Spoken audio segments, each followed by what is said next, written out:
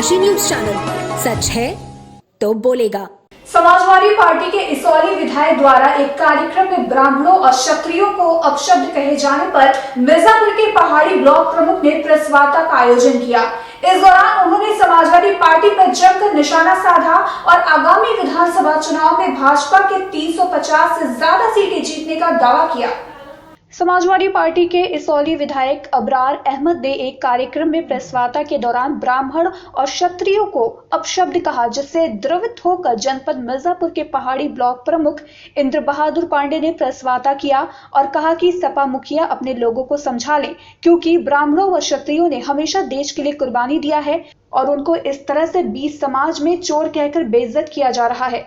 इसका जवाब जरूर दिया जाएगा। उन्होंने कहा कि यदि सपाई अगर इसी प्रकार बोलते रहे तो अगले विधानसभा चुनाव में भाजपा 350 से 400 सीटों पर विजय प्राप्त करेगी। हमें अभी भी प्रेस मीडिया के माध्यम से ज्ञात हुआ कि इसौली के विधायक ने ब्राह्मण एवं ठाकुरों को, क्षत्रियों को चोर एवं चोट्टा कहा।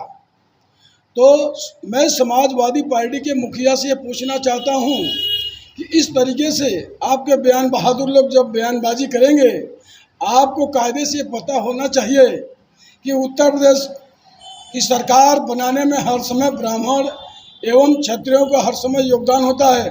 ब्राह्मण के पास बुद्धि होती है और क्षत्रियों के पास पराक्रम होता है। बुद्धि एवं पराक्रम के साथ सरकार बनती है। अतः समाजवादी पार्टी अभी चुनाव से पहले ही अपने घृणित चेहरे को दिखा रही है। इसलिए मैं इसौली के विधायक जी से यह पूछना चाहता हूं कि आपको सही तरीके से ब्राह्मण एवं क्षत्रियों की योगदान की आइडिया नहीं है। ब्राह्मण एवं क्षत्रिय समाज में पूर्ण योगदान करते हैं। बुद्धि एवं पराक्रम का उनका पूर्ण योगदान होता है। इसलिए मैं समाजवादी पार्टी जिस तरीके से यह घृणित कार्य कर रही है, इस तरीके से हमें लग रहा है हम अब 400 सीट जीतने का लक्ष्य प्राप्त करने जा रहा हूं। और समाजवादी पार्टी धीरे धीरे इसी तरीके से जब बयान बहादुर लोग बयानबाजी करेंगे तो उनको 25 सीट भी नहीं मिलेगी, जिस तरीके से बयान बहादुर लोग बयानबाजी कर रहे हैं। बाबा विश्वनाथ की नगरी काशी में आज बुधवार को जीवित पुत्रिका व्रत के अवसर पर माताएं निराजल और निराहार रहकर जीवित पुत्रिका का कठिन व्रत रखी हुई हैं। वहीं सुबह से ही व्रती महिलाओं की भारी भीड़ भी लक्ष्मी कुंड पर देखने को मिली, जहां महिलाएं विधि विधान से पूजन अर्चन कर अपनी संतान की दीर्घायु होने की कामना करती नजर आई। काशी के लक्ष्मी कुंड पर जीवित पुत्रिका व्रत और सोहरिया मेले की समापन के अवसर पर सुबह से ही माताओं की भारी भीड़ देखने को मिली, जहां संतान की दीर्घायु के लिए जीवित पुत्रिका व्रत पर माताओं ने निर्जला व्रत रखा। वहीं कुंड पर पहुंची महिलाओं ने भगवान जीवित वाहन की विधि विधान से पूजा की और अपनी संतान की दीर्घायु और सुख समृद्धि की कामना की। इसके साथ ही मेले के आखिरी दिन मंदिर परिसर और आसपास स्थित विष्णु व शनिदेव मंदिर सहित प्राचीन काली मां मंदिर में भी दर्शनार्थियों ने दर्शन पूजन किया। इस पर्व को देखते हुए कुंड के आसपास दुकानें लगाई गई। पूजा हो तो दुतिया का पूजा रहला भैया, देखे बार बच्चा नहीं रहला, देकर साथ बढ़ती रहलीन, नहीं हो तो तब पोतो के दे देलीन, तो देखे बार बच्चा नहीं रहला, वही कहानी ही कहनी बढ़ती रहलीन। और वही लक्ष्मी कुंड का बिया नहीं देकर हो तो ओकरे खातिर बढ़ती रह जिनकी ऐसी हमारी हमें सुहाग बन जाए तो हम आपका हमें लड़का हो तो हम गोदने पड़ते हैं। वाराणसी में पुलिस और क्राइम ब्रांच की टीम ने मंगलवार रात 20,000 के इनामी बदमाश सचिन उर्फ सिक्की पटेल को चौका घाट के पास मुठभेड़ में गिरफ्तार कर लिया। इस दौरान पुलिस की जवाबी फायरिंग में उसके बाएं पैर में गोली भी लग गई, जिसके बाद घायल सिक्की पटेल को बीएचयू स्थित ट्रॉमा सेंटर में भर्ती कराया गया। गौरतलब है कि क्राइम ब्रांच प्रभारी अश्विनी पांडे और सिगरा इंस्पेक्टर अनूप शुक्ला को सूचना मिली कि इनामी बदमाश किसी वारदात की नीयत से अंधरा पुल से नक्खी घाट की ओर जा रहा है। इस पर कंट्रोल को सूचना देते हुए पुलिस ने जाल बिछाया और चौका घाट के पास जैतपुरा पुलिस ने घेराबंदी कर दी। इस दौरान बाइक से आते हुए बदमाश को देख पुलिस ने रुकने का इशारा किया तो दूर से ही बदमाश ने पुलिस की जीप पर फायरिंग कर दी, जहां क्राइम ब्रांच और पुलिस की जवाबी फायरिंग में बदमाश के बाएं पैर में गोली लग गई।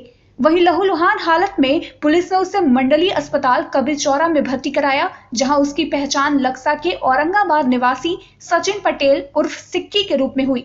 बता दें कि बदमाश पर 20,000 रुपए का इनाम भी घोषित है। वहीं पुलिस संग मुठभेड़ की सूचना मिलते ही वरुणा जोन के डीसीपी विक्रांत वीर और एडीसीपी प्रबल प्रताप सिंह भी मौके पर पहुंचे। घायल बदमाश के पास से एक बाइक, पिस्टल और 5 कारतूस बरामद हुआ। वहीं घायल बदमाश की गंभीर हालत देख उसे बीएचयू स्थित ट्रॉमा सेंटर में रेफर कर दिया गया। कौन इसमें घायल हुआ? देखिए, एक मुलजिम है जो सचिन उर्फ सिक्की पटेल, उम्र लगभग 42 साल है। वो थाना चेतगंज से 307 के मुकदमे में वांछित था और उस पर ऑलरेडी लगभग 6-7 और अन्य मुकदमे भी हैं। तो आज शाम को लगभग ये 10 बजे की घटना है। सिगरा पुलिस ने जब उसको उसको ट्रैक किया था और उसकी सूचना जैतपुरा को दी गई थी। तो जब जैतपुरा की पुलिस की टीम ने उसको रोकने का इशारा किया तो वो रुकने के बजाय भागने लगा और पुलिस की टीम पे उसने फायरिंग की है। तो बचाव में जब पुलिस की टीम ने अपना बचाव किया तो उसके पैर में गोली लगी है और वो घायल हुआ है, जिसको कबीर चौरा हॉस्पिटल वही भेजा गया है और आगे की कार्रवाई हम करवाएं। सर, किस तरह के मुकदमे थे उनके? देखिए, ये 302 और 307 जो अटेम्प्ट टू मर्डर और मर्डर इस तरह के मुकदमे में वो वांछित था और उस पर 20,000 का इनाम भी है। बलिया जनपद के रसला कोतवाली क्षेत्र में एक ट्रक चालक ने फांसी लगाकर आत्महत्या कर ली। वहीं मृतक के पास से एक सुसाइड नोट भी बरामद हुआ, जिसमें उसके ट्रक मालिक द्वारा उसे प्रताड़ित करने का आरोप लगाया है। बलिया जनपद के रसला कोतवाली क्षेत्र के सांवरा पुलिस चौकी के बाहर खड़े ट्रक के चालक रोहित पासवान ने फांसी लगाकर अपनी जान दे दी। वहीं मृतक के भाई लक्ष्मण पासवान ने आरोप लगाया कि उसके ट्रक पर इको प्लस कंपनी का सीमेंट लदा हुआ था, जिसके बिल में गड़बड़ी के कारण सेल्स टैक्स द्वारा 80,000 का चालान किया गया था। लेकिन जब ट्रक मालिक को इस बात की जानकारी हुई तो ट्रक मालिक मृतक के ऊपर ही चालान के पैसे भरने का दबाव बनाने लगा, जिससे तंग आकर उसके भाई ने आत्महत्या कर ली। वहीं मृतक के पास से एक सुसाइड नोट भी बरामद हुआ, जिसके आधार पर पुलिस ने मुकदमा दर्ज करते हुए शव को पोस्टमार्टम के लिए भेज दिया। ये क्या तुम्हारा मैं भरूंगा, मेरे को गरीब बना देगा, तुम लोग बर्बाद कर देगा। तुम पैसा का जुगाड़ किया। वो बोल मेरे भाई को बार बार टॉर्चर देता था, दिन में 2 बार फ़ोन करके 3 बार फ़ोन करके टॉर्चर, तुम भरो, तुम गाड़ी छुड़ाओ। और मेरा भाई उसमें इसी में डिप्रेशन में आ गया, मैं गाड़ी के ऊपर सो गया। साथ में हम लोग दोनों आदमी साथ में बैठ के खाना खाए, खाना भी बनाए, बैठ के खाना भी खाए। मैं 2:14 पे रात्रि को जगा। ये लोग जन गए थे, पुलिस लोग सब लोग जन गए थे, तो इधर हल्ला कर रहे थे। मेरा आवाज़ गया कान में, तो मेरा नींद टूटा। मैं आया अंदर से, तो इधर अंदर में गया तो मोबाइल मिला था, स्विच ऑफ मेरे को मिला था। तो मैं खोला इसको तो फ़ोन चालू हो गया। फिर एक डायरी है, उस डायरी पे मेरा भाई मालिक के खिलाफ सुसाइड नोट लिखा था। क्या लिखा? उसमें लिखा था, मेरे मरने का जिम्मेदार मेरा मालिक सुनील यादव है, मेरे से 2 लाख रुपए का मांग कर रहा था। मेरा भाई साथ में है, उसको सही सलामत घर पहुंचा दीजिएगा। मेरा मालिक मेरे से 2 लाख रुपया मांग रहा है, मैं गरीब आदमी हूँ, मैं कहाँ से 2 लाख रुपया लाऊं। सेल टैक्स वाले ने मेरे को पकड़े हैं। मालिक का घर कहाँ है? सैदपुर, गाजीपुर। हाँ, मालिक ने मेरे को पकड़े हैं। तो ये कैसे आपका भाई आत्महत्या किया है क्या? हाँ, फांसी लगा लिया है उस साइड, और ट्रक में उस साइड में, दाहिने साइड में लगा, एक गले में लगा। शहीद भगत सिंह की जयंती पर मंगलवार को वाराणसी के विभिन्न स्थानों पर अलग अलग प्रकार के कार्यक्रम आयोजित किए गए। इसी कड़ी में काशी व्यायामशाला राज मंदिर में निःशुल्क नेत्र रोग जांच शिविर और चश्मा वितरण का कार्यक्रम आयोजित किया गया। तो वहीं भगत सिंह छात्र मोर्चा के नेतृत्व में बीएचयू के विश्वनाथ मंदिर पर पोस्टर प्रदर्शनी, सांस्कृतिक कार्यक्रम और सभा के जरिए भगत सिंह को याद किया गया।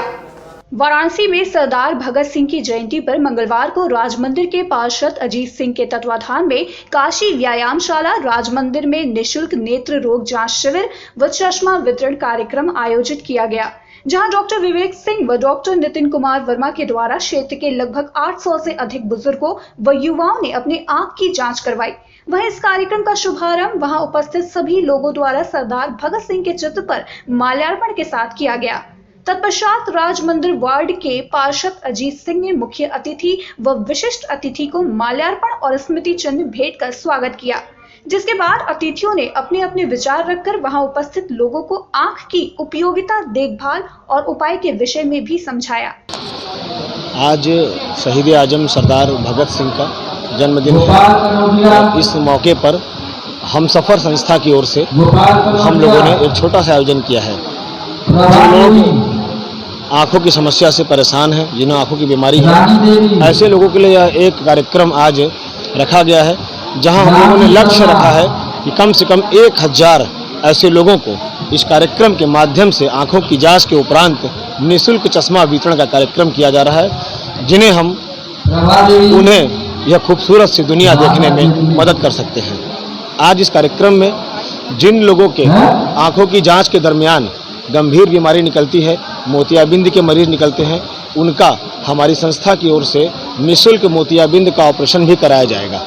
कौन सा डॉक्टर? आज डॉक्टर विवेक सिंह विवेक नेत्रालय के वरिष्ठ सर्जन हैं, वो यहाँ मौजूद हैं। उन्हीं की देखरेख में उनकी पूरी टीम आगंतुकों मरीजों की आंखों का जांच कर रही है। जिन्हें सिर्फ चश्मा लगना है उन्हें हमारी संस्था चश्मा प्रदान करेगी।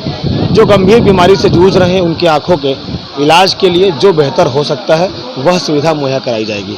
इसी कड़ी में भगत सिंह छात्र मोर्चा के नेतृत्व में बीएचयू के विश्वनाथ मंदिर पर पोस्टर प्रदर्शनी, सांस्कृतिक कार्यक्रम और सभा के जरिए भगत सिंह को याद किया गया। इस अवसर पर पोस्टर प्रदर्शनी के माध्यम से भगत सिंह के क्रांतिकारी विचारों और उनके सपनों को दिखाने का प्रयास किया गया। साथ ही साथ क्रांतिकारी गीत भी गाए गए। अंत में भगत सिंह छात्र मोर्चा के सदस्यों ने बीएचयू और शहर के नौजवानों से अपील किया कि वो भी पढ़ाई के साथ साथ अपना जीवन समाज और देश के बदलाव के लिए समर्पित कर दें।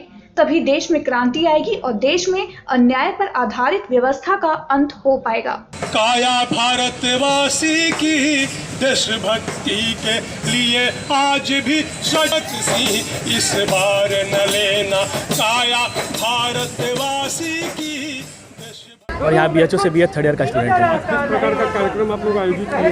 देखिए, हमारा जो भगत सिंह छात्र मोर्चा है वो विश्वविद्यालय में लड़ने की राजनीति करता है, छात्र मुद्दों पर लड़ने की राजनीति करता है, सामाजिक मुद्दों पर लड़ने की राजनीति करता है। और भगत सिंह हमारे आइडल है। जैसा कि हमारा संगठन का नाम ही भगत सिंह छात्र मोर्चा है, तो भगत सिंह हमारे आइडल है। वो आज़ादी के लिए कैसे लड़े, वो साम्राज्यवाद के लिए कैसे लड़े, वो पूंजीवाद के लिए लड़े, अछूत और समस्या लिखे उन्होंने जातिवाद के लड़े, तो हमारे आइडल है। और हम उनको मानते हैं। वास्तविक असली आज़ादी का जो उनका सपना था वो कहीं ना कहीं अधूरा है। जो उन्होंने बोला था कि हम आज़ादी ऐसी चाहते हैं कि जहाँ पूंजीपतियों का शासन ना हो, जबकि गरीब मजदूर और जनता जो है उसकी शासन हो। तो हम उसके लिए लड़ते हैं। हम भगत सिंह को अपना विरासत मानते हैं और आज उनकी जयंती है, तो हम उनका जयंती धूमधाम से मना रहे हैं, जिसमें हम सांस्कृतिक कार्यक्रम कर रहे हैं, सभा कर रहे हैं, गीत गाने कर रहे हैं, पोस्टर प्रदर्शनी कर रहे हैं, मार्च कर रहे हैं। जौनपुर के लाइन बाजार थाना पुलिस ने आज बुधवार की सुबह जौनपुर रायबरेली राष्ट्रीय राजमार्ग पर फतेहगंज के पास मुठभेड़ में अंतर्क्रांतीय अपराधी को घायल होने पर धर दबोचा।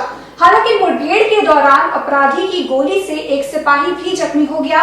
वहीं पुलिस को मौके से तमंचा व अपाचे बाइक भी बरामद हुई। फिलहाल घायल अपराधी को बीएचयू ट्रॉमा सेंटर रेफर कर दिया गया, जबकि सिपाही का जिला अस्पताल में उपचार चल रहा है। बता दें कि जौनपुर के लाइन बाजार थाना प्रभारी निरीक्षक अखिलेश कुमार मिश्र हमराहियों के साथ संदिग्ध व वांछित अपराधियों की तलाश में निकले थे कि भोर में 5 बजे राष्ट्रीय राजमार्ग पर सीहीपुर स्थित काली माता मंदिर के पास फतेहगंज की तरफ जा रहे संदिग्ध बाइक सवार को रुकने का संकेत दिया, लेकिन उसने पुलिस टीम पर ही तमंचे से फायरिंग कर दी, जो गोली विनोद सिंह नामक सिपाही के हाथ को छिलती हुई निकल गई।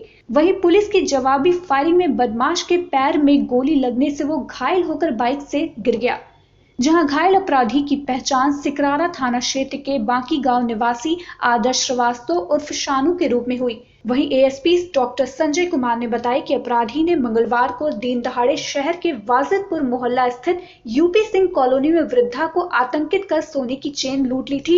इसके अलावा उसने मध्य प्रदेश के रीवा जिले में गत वर्ष एक व्यक्ति की गोली मारकर हत्या का भी प्रयास किया था, जहां से वह हाल ही में जेल से जमानत पर छूट कर आया था। फिलहाल उससे संबंधित और आपराधिक आंकड़े अभी जुटाए जा रहे हैं। बस ये रहा कि आपका सामान आपको मिल गया, बस आपका सामान मिल गया।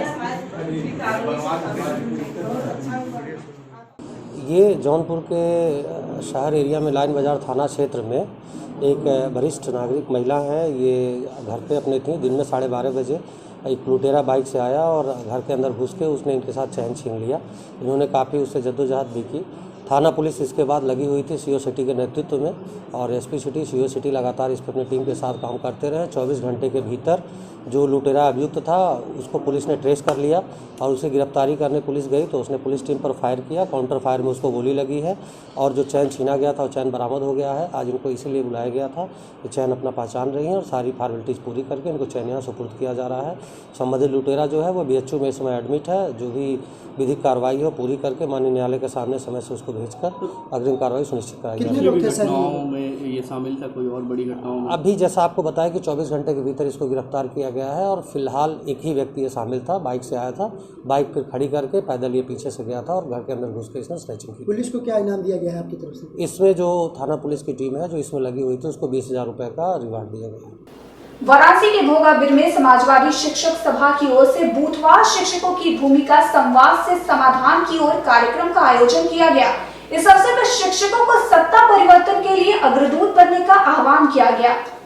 मंगलवार को वाराणसी के भोगाबिर में समाजवादी शिक्षक सभा की ओर से बूथवार शिक्षकों की भूमिका संवाद से समाधान की ओर सम्मेलन का आयोजन किया गया। इस अवसर पर मुख्य अतिथि शिक्षक सभा के प्रदेश अध्यक्ष और एमएलसी डॉक्टर मान सिंह यादव ने शिक्षकों को सत्ता परिवर्तन के लिए अग्रदूत बनने का आह्वान किया। प्रदेश अध्यक्ष ने कहा कि मौजूदा सरकार ने शिक्षा मित्रों की नौकरी छीनकर उन्हें मानसिक, सामाजिक और आर्थिक पीड़ा पहुंचाई है और शिक्षक, कर्मचारी, बेरोजगार, किसान, नौजवान सहित सभी का हित केवल समाजवादी पार्टी में ही सुरक्षित है। वहीं सपा के महानगर अध्यक्ष विष्णु शर्मा ने उत्तर प्रदेश के विकास के लिए अखिलेश यादव को दोबारा मुख्यमंत्री बनाने की अपील की। आज किस प्रकार का आयोजन किए हैं? आज हमारे प्रदेश के अध्यक्ष डॉक्टर मान सिंह यादव जी आए हुए हैं जो संवाद से समाधान बूथवार शिक्षकों की भूमिका की संगोष्ठी को संबोधित करेंगे। सर, जैसे शिक्षक सभा आप लोगों का आज है तो क्या शिक्षक आप लोगों के साथ एक मंच पर हैं सारे के सारे? सारे शिक्षक वैचारिक रूप से हमारे साथ हैं, समाजवादी पार्टी के साथ हैं, क्योंकि आपने देखा है कि समाजवादी पार्टी का शिक्षक एमएलसी आज बनारस ने चुना है, बनारस खंड से चुना गया है। तो इसका मतलब है कि शिक्षक समाज समाजवादी पार्टी के साथ, क्योंकि शिक्षक एमएलसी का मत केवल शिक्षक ही देता है और हमारा एमएलसी जीता, इसका मतलब है कि समाजवादी पार्टी के साथ शिक्षक है। तो 2022 विधानसभा की आप लोगों की किस प्रकार की तैयारियाँ चल रही हैं? हम लोग बूथवार शिक्षकों का ग्रुप बना करके लोगों से संवाद करेंगे, लोगों को समाजवादी रीतियों नीतियों से अवगत कराएंगे और इस सरकार के जिस तरह से प्रताड़ना की गई लोगों की, शिक्षकों के साथ जिस तरह से अमानवीय व्यवहार किया गया कोरोना काल में, जब लॉकडाउन किया गया तो विद्यालय के प्रबंधकों के द्वारा शिक्षकों को नौकरी से बाहर कर दिया गया। ऐसी दशा में शिक्षक भूखमरी का शिकार हो गया और एकमात्र सरकार नेता जो हमारा है समाजवादी पार्टी के राष्ट्रीय अध्यक्ष जी, उनके नेतृत्व में विश्वास रखते हुए समाजवादी सरकार बनाने को पूर्णतः तत्पर है। जी क्या कहना चाह रहा है? 2022 की चुनाव नज़दीक भी है और आज सभा भी है आप लोग की, क्या किस तरह का सभा है, क्या है? आज यह कार्यक्रम जो बूथवार शिक्षकों की भूमिका है संवाद से समाधान की ओर, समाजवादी पार्टी की तरफ से पूरे प्रदेश भर में यह अभियान चलाया जा रहा है। और जैसा कि आप लोगों ने देखा होगा कि समाजवादी पार्टी की सरकार जब थी तो लगभग 1,76,000 शिक्षा मित्रों को समायोजित करने का प्रयास किया गया था समाजवादी पार्टी द्वारा। लेकिन बदले की भावना से जैसे ही भारतीय जनता पार्टी सत्तासीन होती है, सबसे पहले शिक्षा मित्रों को बाहर का रास्ता दिखा दिया जाता है और समाजवादी पार्टी की सरकार ने सर्वप्रथम वित्त विहीन शिक्षकों के लिए 200 करोड़ रुपए दे करके एक मानदेय की शुरुआत की थी। उस समय भारतीय जनता पार्टी के द्वारा ये मखौल उड़ाया जा रहा था कि खाली 200 करोड़ रुपए, और जब भारतीय जनता पार्टी सत्ता में आई तो सर्वप्रथम उस 200 करोड़ रुपए के बजट को रोक दिया। आज कोरोना काल में वित्त विहीन के जो शिक्षक हैं, भूखमरी के कगार पर उनके बच्चे वो सब पहुंच गए हैं। भारतीय जनता पार्टी कोरोना महाकाल में जो आपदा को अवसर किस तरीके से उन्होंने परिभाषित किया, 200 रुपये के इंजेक्शन 20-20 हज़ार रुपये में बिकने लगे। जो ऑक्सीजन कंपनियों के लिए सप्लाई थी उसको आम जन के लिए और बीमारियां फैलाने के लिए उनको छोड़ दिया गया। मान सिंह जी, आपने नियुक्ति से अपनी बात को शुरू की है तो मैं आपको याद दिलाना चाहूँगा कि समाजवादी पार्टी सरकार में फर्जी सिपाहियों की भर्ती भी हुई थी, जो सिपाही उसके बाद फिर बैरंग वापस थाने से लौटा दिए गए। देखिए, आपका सम्मान है, लेकिन एक बात मैं ज़रूर कहना चाहूँगा कि संविधान और कानून भी कोई चीज़ होती है। चोर चोरी करके चला गया, इसका मतलब यह नहीं कि वो नियम बन गया। आप ये बताइए कि आज भी राजस्थान का कल आप पेपर पढ़िए तो जूते में चिप लगा करके लोग परीक्षाएं दे रहे हैं, तो क्या इसमें उस मुख्यमंत्री का दोष है? या तो एक मिनट, यह तो उस व्यवस्था में अगर कहीं कोई खामी है तो हमारे देश का संविधान है और कानून है, उसको वो सज़ा देगा। आप यह बताइए कि 1,76,000 शिक्षा मित्रों की, जब इनकी शिक्षा मित्रों की शुरुआत की गई तो भारतीय जनता पार्टी ने शिक्षा मित्रों को रखा और उनको रोजी रोटी देने का काम समाजवादी पार्टी ने किया। विषय विशेषज्ञों को रखने का काम भारतीय जनता पार्टी ने किया। उनको रेगुलर टीचर बनाने का काम समाजवादी पार्टी ने किया। वित्त विहीन शिक्षकों को समाजवादी पार्टी ने सर्वप्रथम 200 करोड़ रुपये देकर शुरुआत। देखिए, मैं ये नहीं कहता कि अच्छाइयाँ बुराइयाँ सब आई तो नहीं, बिल्कुल 1% ऐसा नहीं है। अगर कोई गलत काम करेगा तो उसके लिए हमारे देश का कानून है, संविधान है। अब ऐसा तो नहीं है, माननीय राष्ट्रीय अध्यक्ष जी ने जो भर्तियां की हैं, अगर कहीं से कोई सिस्टम में खामी रही हो तो उसके लिए उसकी वो सज़ा भी मुकर्रर करेंगे। लेकिन इतनी वैकेंसियां जो लगभग मुझे लगता है, चाहे वो ग्राम सेवक हों, चाहे लेखपाल हों, चाहे शिक्षक हों, चाहे टीचर मतलब असिस्टेंट प्रोफेसर से लेकर चारों तरफ वैकेंसियां भरी गई। आप ये भी तो देखिए कि समाजवादी पार्टी ने किया क्या है। क्या 100 डायल उन्होंने नहीं चलाया? क्या 108 एम्बुलेंस जो कोरोना में हमारे आपके लोग दम तोड़ रहे थे, क्या माननीय जी जो उस समय एम्बुलेंस 108 चलाई थी, क्या वो हॉस्पिटल तक नहीं पहुंचा रहे थे? क्या सुपर स्पेशलिटी हॉस्पिटल जो विश्व स्तरीय चकगंजरी लखनऊ में बन रहा है, क्या वो विकास नहीं है? क्या उत्तर प्रदेश के सारे जिलों को 4 लेन से जोड़ने का काम किया गया, क्या इसके लिए वो विकास का काम नहीं? आज इसी बात पर संवाद समाजवादी शिक्षक सभा करने जा रहा है कि माननीय अखिलेश यादव जी द्वारा जो 10 साल में जो प्रोजेक्ट पूरे होते थे, 300 किलोमीटर का एक्सप्रेसवे मात्र 23 महीने में बनाकर दे दिए। लखनऊ में मेट्रो 2 साल में मेट्रो चलने लगी। पहले आप उनके विजन को तो देखिए कि वो जनता के लिए क्या करना चाहते हैं। आज आप तुलना कर लीजिए। आज आप लोग पत्रकार बंधु हैं, अगर सच्चाई आप समाज में दिखा दीजिए, कल आपके देखिए गलत धाराओं में लगा करके आपको प्रताड़ित करेंगे। डेमोक्रेसी में जो ये चौथा स्तंभ है पत्रकारिता, आज जिसका मजाक बना दिया भारतीय जनता पार्टी ने। मैं ये नहीं कहना चाहूँगा, लेकिन आप भी समाज में रहते हैं। आप तुलना करिए कि माननीय अखिलेश यादव जी के कार्यों को एक तराजू पर रख दीजिए और एक तराजू पर। वाराणसी जनपद के कपसेटी थाना क्षेत्र के बरकी गांव में एक विवाहिता की संदिग्ध परिस्थितियों में मौत हो गई। वहीं विवाहिता की मौत के बाद मायके वालों ने मृतका के ससुराल वालों पर हत्या करने का आरोप लगाया। वाराणसी जनपद के कपसेटी थाना क्षेत्र के बरकी गांव में मंगलवार की देर शाम 25 वर्षीय प्रिया पांडे नामक एक विवाहिता की संदिग्ध परिस्थितियों में मौत हो गई। मौत की खबर लगते ही मायके पक्ष से मृतक के पिता पवन कुमार पांडे समेत दर्जनों लोग मौके पर पहुंच ससुराल वालों पर दहेज को लेकर हत्या करने का आरोप लगाते हुए सास मुन्नी पांडे समेत ससुराल वालों के खिलाफ कपसेटी थाने में तहरीर दी। वहीं घटना की सूचना पाकर मौके पर पहुंची स्थानीय पुलिस ने शव को कब्जे में लेकर शव का पंचनामा कर पोस्टमार्टम के लिए भेज दिया। उत्तर प्रदेश में आगामी विधानसभा चुनाव को देखते हुए वाराणसी जिला राइफल क्लब में 2 मंडल के एसडीएम और ज्वाइंट मजिस्ट्रेट की बैठक संपन्न हुई। इस दौरान एसआरओ के प्रशिक्षण के विषय में जानकारी दी गई। आगामी विधानसभा चुनाव को देखते हुए भारत निर्वाचन आयोग के निर्देश के क्रम में वाराणसी के जिला रायपुर क्लब में एक बैठक संपन्न हुई। इस दौरान बताया गया कि मिर्जापुर मंडल और बनारस मंडल के सभी विधानसभा क्षेत्र के एआरओ के लिए 1 दिवसीय प्रशिक्षण रखा गया है। इसके तहत एआरओ नेट के लीगल प्रोविजंस को प्रशिक्षित किया जाएगा, जिसमें आने वाले सभी विधानसभा चुनाव में ये बेहतर तरीके से कार्य कर सके। वहीं इस बैठक में ज्यादातर एसडीएम के साथ साथ कुछ ज्वाइंट मजिस्ट्रेट भी शामिल हुए। आज भारत निर्वाचन आयोग के निर्देश के क्रम में वाराणसी में राइफल क्लब में 2 मंडल, मिर्ज़ापुर मंडल और बनारस मंडल के सभी जिलों के सभी विधानसभाओं के ईआरओ की 1 दिवसीय प्रशिक्षण रखा गया है, जिसके तहत ERO नेट के जो लोग लीगल प्रोविज़न्स हैं, ERO नेट का जो हैंड्स ऑन है उसको यहाँ पर प्रशिक्षित किया जाएगा सभी ERO को, जिससे आने वाले आगामी विधानसभा चुनाव में ये बेहतर ढंग से रोल रिवीजन करवा सकें और ERO नेट को हैंडल कर सकें।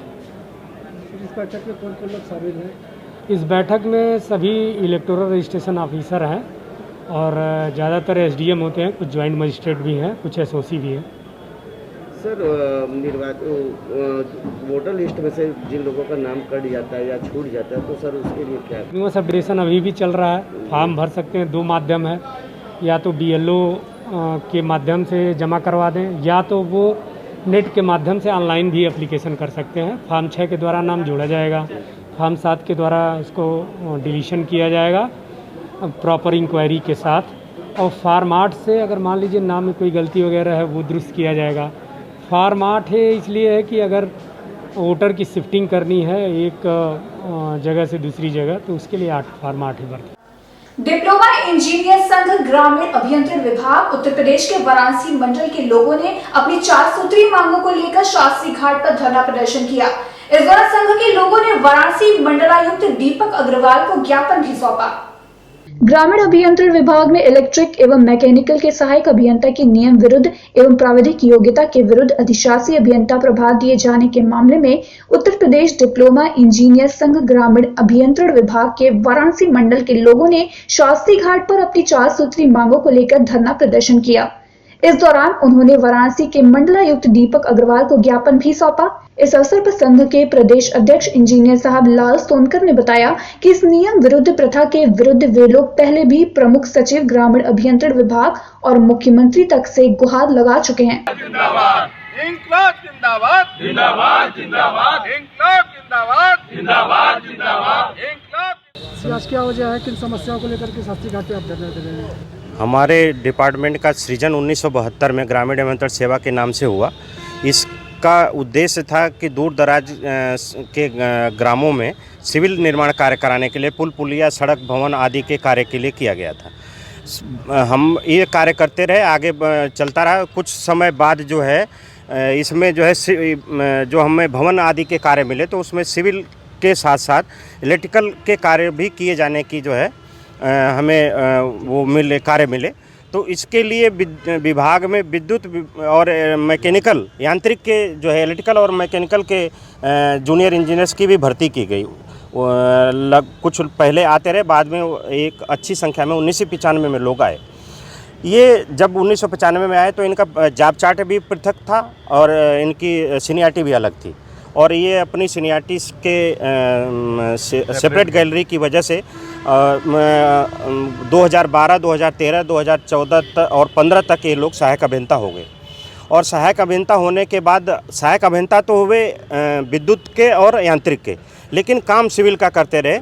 और यहाँ तक तो हम लोगों ने इनको जो है मानवता के नाते या भाईचारे के नाते जो है हमने वो अवॉइड किया। लेकिन अब ये जो है देखिए, जब आपने इलेक्ट्रिकल और मैकेनिकल की जो पढ़ाई कर रखी है तो आप सिविल का काम करते रहे, एक तो ये गलत किया। और आज ये हमारे यही सिविल की सीनियरिटी में शामिल होकर के अधिशासी अभियंता सिविल बनना चाह रहे हैं। वाराणसी में एक पीड़िता न्याय की गुहार लगाने पुलिस आयुक्त कार्यालय पहुंची, जहां पीड़िता ने सिविल कॉन्ट्रैक्टर के मित्र मनोज विश्वकर्मा पर धोखाधड़ी करने का आरोप लगाया।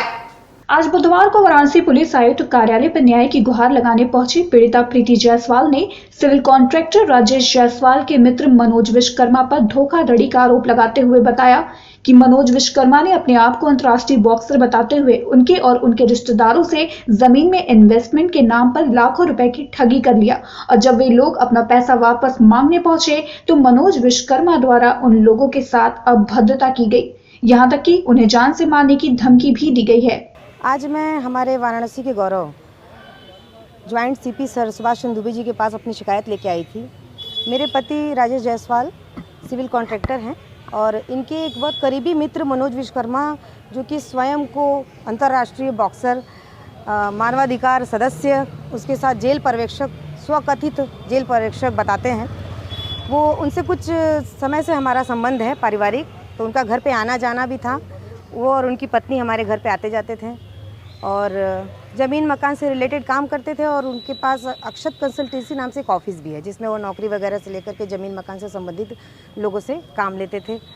तो कुछ संबंधों के नाते वो हमेशा हमारे घर पे आते रहते थे। बीच में वो और उनकी पत्नी हमारे घर पे आए और बताएं कि ऐसा है भैया, आप और आपके रिश्तेदार अगर ज़मीन में निवेश करें तो हम उसमें कुछ लाभ दिला देंगे आपको वार्षिक। तो उस संबंध में हम, मेरे पति और हमारे कुछ रिलेटिव थोड़ा थोड़ा करके इनको किस्तों में 30 से 35 लाख रुपए दे दिए। अब कुछ समय से जब हमने ज़मीन के बारे में पूछा कि भैया आप ज़मीन अगर काफ़ी समय हो गया दिए तो आप ज़मीन मकान भी नहीं दिलवा रहे हैं और ना ही हमारा पैसा रिटर्न कर रहे हैं, ना कोई लाभ दे रहे हैं, तब उन्होंने सीधा सीधा कह दिया कि ऐसा है कि कैसा पैसा। अभी कल चित्तूपुर के आसपास हमारे हस्बैंड से उनकी मुलाकात हुई, मैं भी साथ में थी। तो जब हमने उनसे कहा कि ऐसा है कि बहुत समय हो गया आपको समय दिए हुए और पैसा दिए हुए भी, अब उसका क्या करना है, तो उन्होंने सीधा सीधा धमकी दी, गाली गलौज देते हुए कहा कि अगर दोबारा पैसे की कोई मांग की तो तुम्हें जान से मार देंगे। और मेरे साथ साथ ऐसे और भी लोग हैं जिनके साथ उसने धोखाधड़ी की है, जिनमें से एक ये रवि सोनकर यहाँ खड़े हैं जो कि मनोज विश्वकर्मा के परम मित्र रह चुके हैं। ये भी बताएंगे कि इनके साथ क्या हुआ है। ये बताइए, मनोज विश्वकर्मा करते क्या है? मनोज विश्वकर्मा अंतर्राष्ट्रीय बॉक्सर कहते हैं खुद को और उसके साथ ही वो अक्षत कंसल्टेंसी नाम से एक ऑफिस चलाते हैं। कहाँ के रहने वाले हैं ये चित्तूपुर चंदुआ। कितना दिन हुआ आपके साथ जालसाजी में? मैं जालसाजी तो करीब 2 वर्षों से पैसा लेकर के बैठे हुए। 2017 में मैंने इनको दिया है, 2018 में दिया है और मैं इनको पिछले 2017 से जानती हूँ। बलिया के रक्सड़ में आयोजित जागरूकता एवं अधिकार चेतना सभा में पहुंचे सुभाषपा के राष्ट्रीय अध्यक्ष ओम प्रकाश राजभर ने गोरखपुर मठ पर बड़ा बयान दिया। उन्होंने कहा कि गोरखपुर मठ में सारंगी बजाकर भीख मांगने की ट्रेनिंग दी जाती है। यही नहीं, उन्होंने योगी मंत्रिमंडल के विस्तार पर भी जमकर हमला बोला और कहा कि अपनी जाति को वोट दिलाने के लिए सभी मंत्री 3 महीने के लिए संविदा पर भर्ती हुए हैं। किस तरह की फैक्ट्री चल रही है? गोरखपुर में लोग हम लोगों के गांव में आते थे सारंगी बजाने वाले, तो वो लोग कहते थे गोरखपुर से आए हैं। तो गोरखपुर में भीख मांगने की ट्रेनिंग दी जाती है। जो मठ है उसमें सारंगी बजा करके भीख मांगने के लिए पहले गाँव में बहुत मांगते थे। वो ट्रेनिंग सेंटर है गोरखपुर। सर हम ट्रेनिंग करता है गोरखपुर में भीख मांगने की ट्रेनिंग दी जाती है उस मठ में।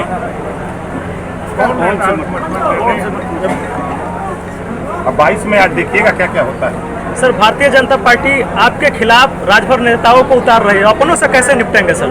अरे भाई देखिए, लोडर और लीडर में बहुत अंतर है। मालिक और नौकर मालिक की मर्जी से काम करता है और मालिक खुद मालिक होता है। तो ये लोडर लोग जो घूम रहे हैं, जनता समझ रही है कि कौन लोडर है कौन लीडर है। क्या अभी योगी सरकार ने कैबिनेट मंत्रिमंडल का विस्तार किया, तो क्या उससे कितना फायदा का 2022 को? देखिए, संविदा पे नियुक्ति होती है काम करने के लिए, तो ये 3 महीने के लिए इनकी नियुक्ति हुई है कि तुम लोग जाओ अपनी अपनी बिरादरी का खाली वोट दिलाओ। इससे ज्यादा कुछ करना नहीं है, ना कुछ करेंगे, देख लीजिएगा। ये संविदा पे मंत्री बने हैं क्या? एकदम संविदा पे जैसे भर्ती होती संविदा पर, उसी तरह इनकी भर्ती हुई है। कितने महीने के लिए? 3 महीना के लिए खाली। देखिएगा चुनाव के बाद सरकार खुद नहीं रहेगी तो ये क्या रहेंगे। डनकाशी न्यूज के प्रायोजक हैं net on broadband and wireless solutions.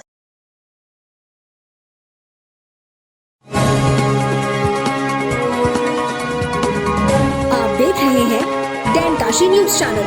सच है तो बोलेगा।